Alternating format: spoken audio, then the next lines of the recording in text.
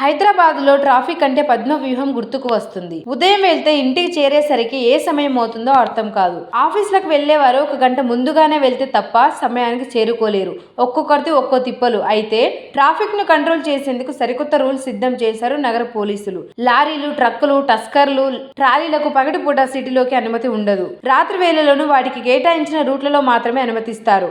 Construction equipment vehicles కూడా పగటి వేళలో నగరంలోకి అనుమతించరు. కేవలం రాత్రి 11 గంటల నుంచి ఉదయం 7 గంటల లోపు వరకే వాటిని సిటీలోకి అనుమతిస్తారు.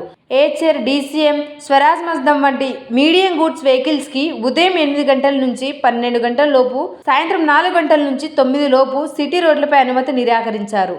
2 టన్నులకు మించి నిర్మాణ వ్యర్థాలు తరలించే వాహనాలు ఉదయం 9 గంటల నుంచి 11 గంటల 30 నిమిషాల వరకు, సాయంత్రం 5 గంటల నుంచి రాత్రి 10 గంటల వరకు జంట నగరాల్లో రోడ్ల మీదకు పోలీసులు పర్మిషన్ నిరాకరించారు. ఇక 10 టన్నులకు మించి తరలించే ప్రభుత్వ వెహికల్స్ కు ఉదయం 7 గంటల నుంచి రాత్రి 11 గంటల వరకు అనుమతి ఇవ్వలేదు. అయితే ఆర్టీసీ బస్సులు, ప్రభుత్వ ఏజెన్సీల బస్సులకు ఈ రూల్స్ వర్తించవని ట్రాఫిక్ పోలీసులు తెలిపారు.